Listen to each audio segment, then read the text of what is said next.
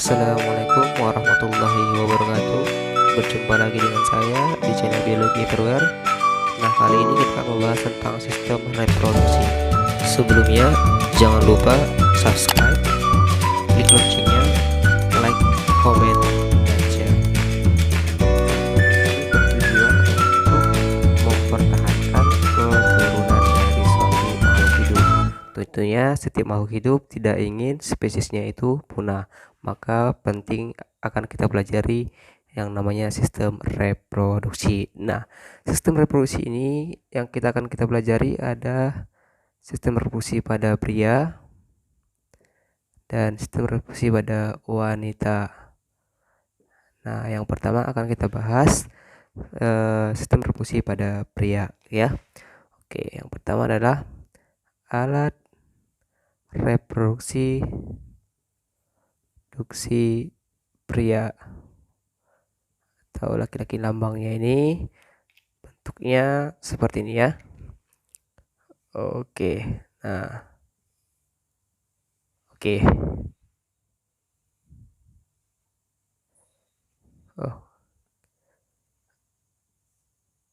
Oke. Nah, pertama kita harus tahu dulu bahwasanya alat reproduksi pria ini terbagi dua bagian juga, yaitu ada bagian dalam dan ada juga bagian luar. Nah, bagian dalam ini yang tidak dapat kita lihat, sedangkan bagian luar dapat kita lihat. Nah, yang pertama bagian dalam ya. Bagian dalam. Oke. Bagian dalam itu terdapat sepasang testis.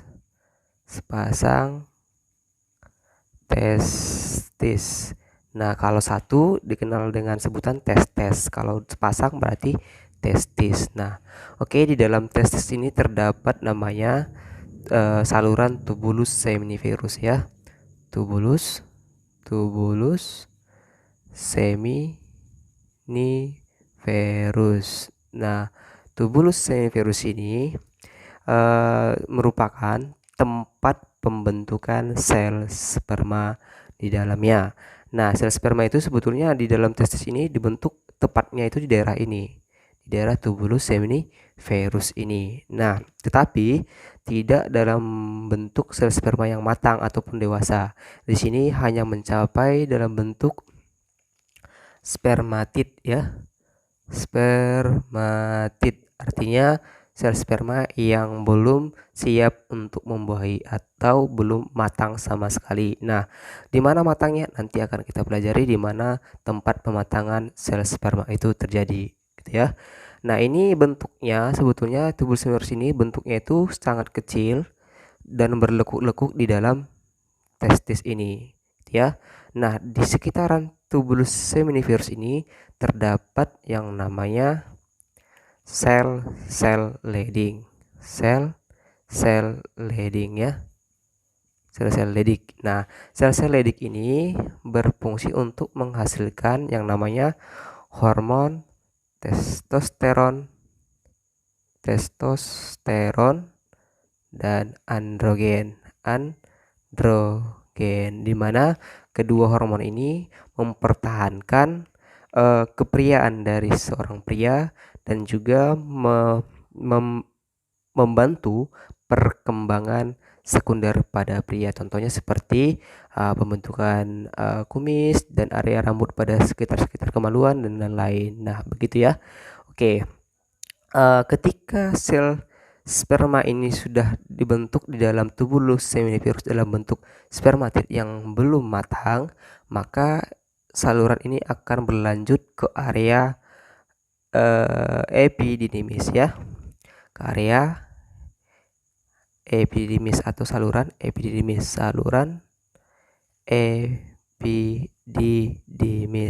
Nah, saluran epididymis ini juga bentuknya berlekuk-lekuk seperti si tubulus seminiferus ini, tetapi bedanya apa? Tubulus seminiferus berada di dalam testis, sedangkan epididymis ini sudah berada di luar testis. Nah, ukurannya ini sekitar 6 meter di dalam testis berlekuk-lekuk, kira-kira 6 meter, dan si sperma ini melewatinya sampai selesai itu kurang lebih sekitar 20 hari. Nah, disinilah terjadi yang namanya pematangan sel sperma. Nah, artinya pada saluran inilah si spermatid ini menjadi matang. Ketika dia sudah menjalani kurang lebih 6 meter ini dan kurang lebih membutuhkan 20 hari, maka disitulah dia proses pematangan dari sel sperma ini sebetulnya. Kalau sudah matang artinya sel sperma itu sudah siap untuk membuahi si sel ovum. Nah, dari saluran epididymis ini akan berlanjut ke area vas deferens. Oke, selanjutnya sel sperma yang dari epididymis itu akan masuk ke area vas deferens. Nah, vas deferens ini berbentuk lurus, tidak berlekuk-lekuk seperti si epididymis. Jadi dia hanya sebagai tempat lalu lintas penghubung antara epididymis dengan area selanjutnya. Nah, dari vas deferens sel sperma akan masuk ke area ductus vesicula seminalis.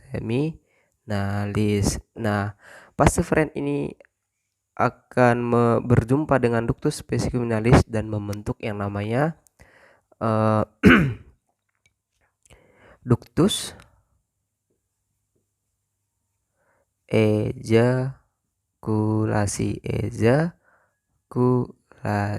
atau ejaculatory duct ya. Oke, setelah sel sperma ini masuk ke area ejakulasi atau ductus ejakulasi, maka area inilah yang akan membuka pintu ke area uretra.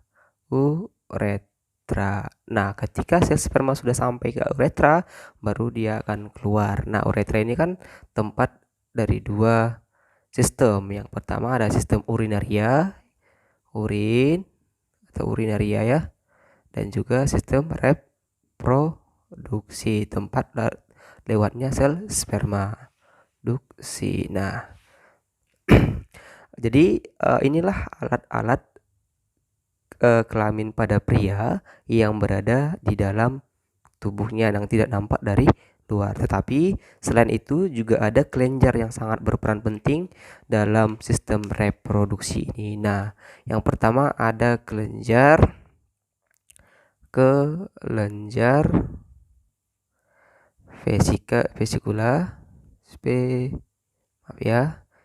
vesikula seminalis. Ada juga kelenjar prostat.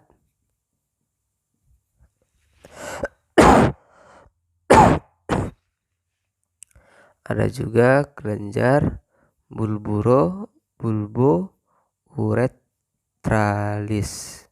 Bulbo-uretralis.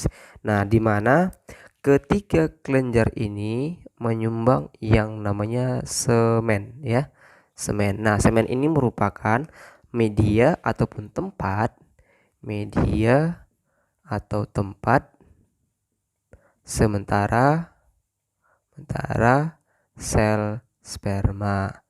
Nah, tanpa semen ini sel sperma juga tidak akan bisa hidup dan tidak bisa bertahan lama di dalam tubuh kita. Nah, disinilah dia bertahan selama sebelum diejakulasi. Nah, tetapi di antara ketiga ini menyumbangkan semen yang berbeda-beda pada bagian-bagiannya masing-masing. Nah, kita akan bahas apa sih yang disumbang oleh si vesicula seminalis dan apa juga yang disumbang oleh si prostat dan apa yang disumbang oleh si bulbo uretralis. Oke.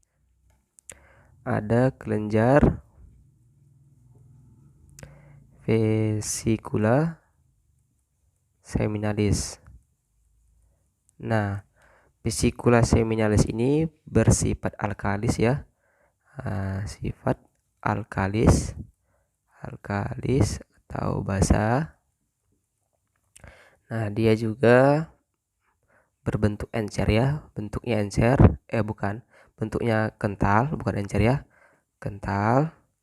Selain itu dia menyumbangkan namanya gula, menyumbang gula dalam bentuk fruktosa ya, fruktosa. Nah, ini berfungsi untuk sumber energi ya, sumber energi sel sperma.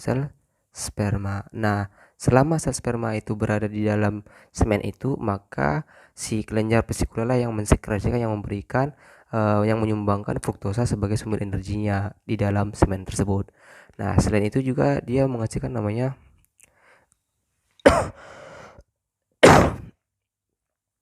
prostaglandin ya, prostaglandin. Nah, oke. Nah, selanjutnya ada kelenjar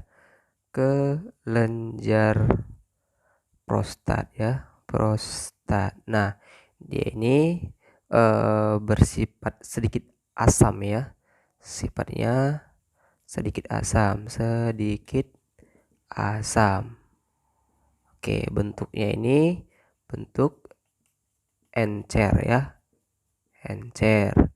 Lalu dia juga menyumbangkan namanya enzim antikoagulan, nah, anti penggumpalan. Selanjutnya dia juga menyumbangkan namanya sitrat. Nah, ini berfungsi sebagai nutrien ya, nutrien sel sperma. Nah, itulah peran dari si kelenjar prostat. Yang selanjutnya ada terakhir yaitu kelenjar bulbouretralis. Nah, si bulbouretralis ini dia jumlahnya sepasang ya, sepasang, dan letaknya ini berada di sepanjang uretra, letaknya ya, letak di uretra. Jadi dia berada di sepanjang uretra. Nah, perannya apa? Dia sebagai penetralisir. Jadi dia penetral ya, penetral urin yang bersifat asam yang mungkin tertinggal di area uretra ini. Nah, ketika dia sudah menetralkan asamnya si urin tadi, nah di sepanjang uretra, suatu waktu kan si sel sperma ini kan keluar melewati uretra, sehingga tidak akan mengalami yang namanya gangguan pada si sel sperma atau tidak mengalami mortalitas pada sel sperma dengan adanya si urin yang mungkin tersisa di area uretra tersebut. Nah, itulah fungsi-fungsi dari kelenjar yang ada pada sistem reproduksi pada laki-laki. Oke ya.